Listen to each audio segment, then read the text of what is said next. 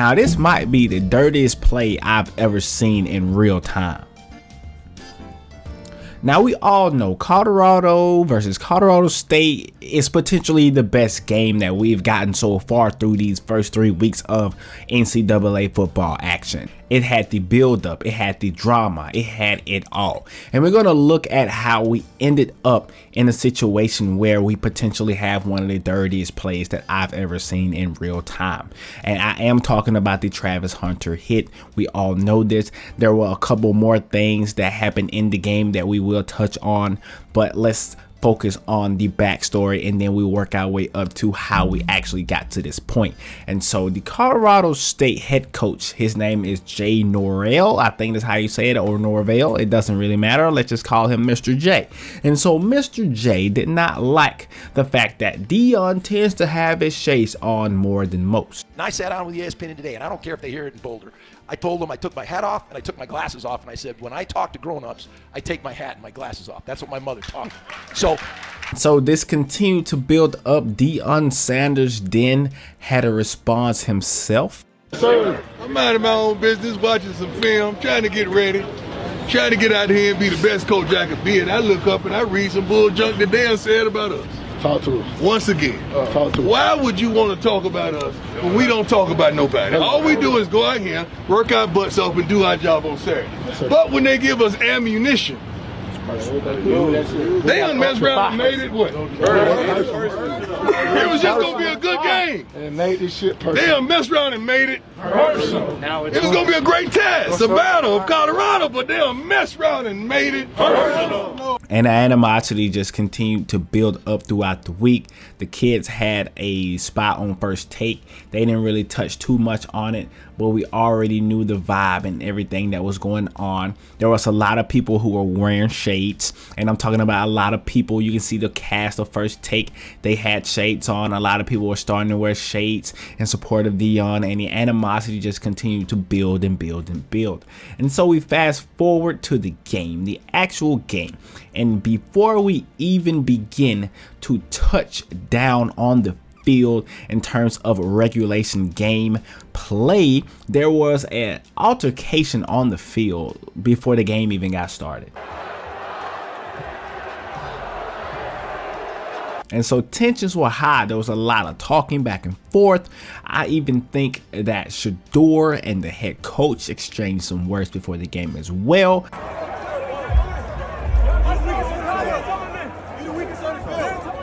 Are you a real homeboy? Are you a real homeboy? And so you could already tell there was a lot of things building up before the game even got started. And so we have a good thing on our hands in terms of a classic build up for a game. A lot of shit talking, and you have grown men getting in there and settling that thing on the field. And it was supposed to be clean cut. There was gonna be some rough patches here and there. We understand that it's football, things are gonna happen, flags are gonna fly. However, it started to look and seem as if the players on Colorado State were going to take that a little bit further. And that leads us to the hit on Hunter. And Hunter had to leave the game after this late hit by Henry Blackburn. And so Henry Blackburn right now, as I've been looking things up, he is receiving death threats from different people. We know how football and how being somebody who is in the spotlight can go.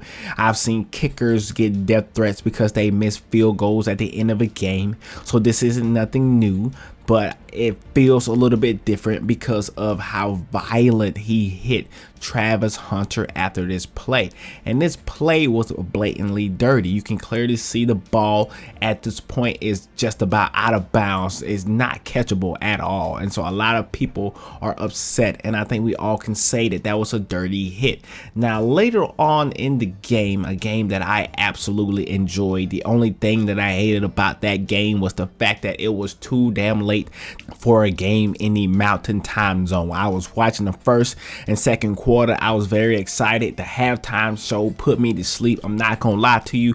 And I woke up midway through the third quarter and I was like, damn, I'm glad I didn't miss a lot. And so we got to see one of the greatest comebacks that I've seen live right then and there. The only thing that I liked better than that was when Bryce Young was on the 2 or 3 yard line and went down there to beat Auburn a couple of years ago. But I digress. I'm an Alabama fan. Don't hold me for that. Let's get back to the topic at hand.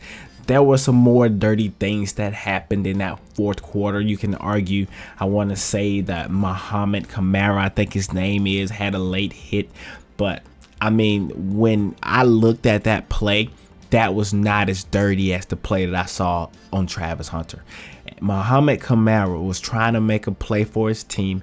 He was hustling very hard, and I'm not going to hold him for that. That targeting call that he got, yes, it was above. It was definitely targeting, basically. It was targeting. But at the same time, we've seen people get ejected for targeting in that similar fashion where I think he was just going super hard. His momentum and all of that played a factor in that, and so I'm not going to hold him for that. Shout out to Muhammad Kamara because he had a great game up until he had those 2 late costly penalties for his team that potentially ruined the game for them.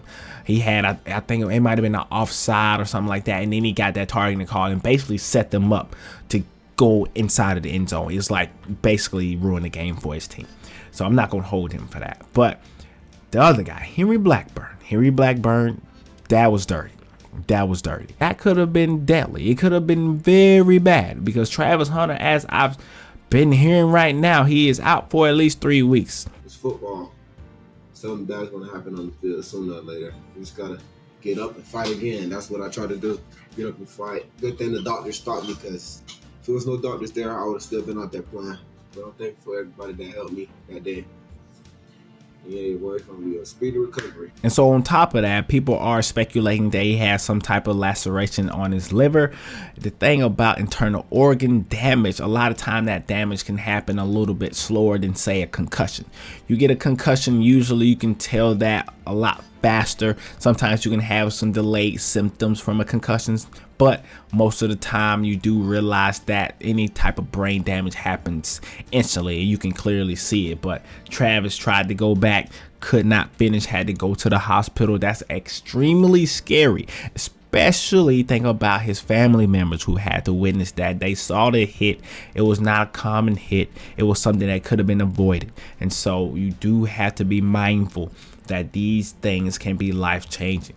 People on the field are in danger. Their lives are in danger all the time when they're on that football field, whether that's something that can happen to their body that keeps them from participating in normal day-to-day activities, or it's just their life in general. So reviewed the play.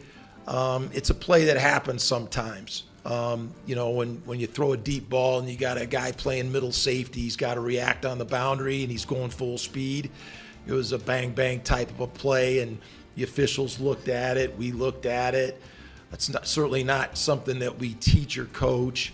It happens in football sometimes. And so, you know, there seems to have been a lot of attention about that play, but it's a play that happens. And you know, I also have to say this, you know, I've been doing this, been part of college football for 40 years. There's been a lot of changes. I'm really concerned about some of the trends that are going on in college football right now and the reaction that people have to the players on the field.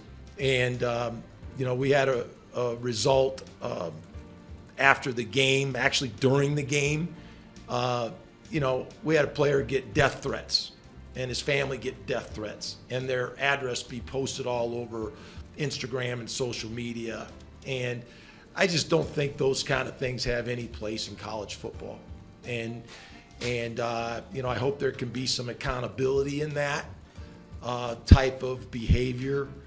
And I'm very concerned for our kids. These are 18 to 22-year-old kids. They play college football. I know a lot of people get excited about that, but there's really no place for that in athletics and in sports. And so you know, I hope everybody's healthy and that that Travis gets healthy and gets back out there. But we certainly don't want to see anybody get hurt. And I do want to mention that, there's some ugly elements that surround sports sometimes, and I think this is an example of that. And I want to make sure that our kids are all safe and that kids everywhere that we play. And I'm also going to have to put some blame on the coach. The coach, like Shannon Sharp said earlier today, you either coached it or you condoned it. And one more thing to add about this situation is the fact that Deion Sanders himself has said and is on record saying that the team, which is the Colorado football team, forgives him for that hit. Henry Blackburn does not deserve death threats over a game. You can call that play dirty if you want to, but it's still the game of football. Things like that are going to happen. And I am paraphrasing a little bit, but I am saying this to say this, that at the end of the day, these are kids. They're grown men, but they're still kids. Anyways, let me know what you guys think about this entire situation down below. Like, comment, and also subscribe. I'll see you in the next video.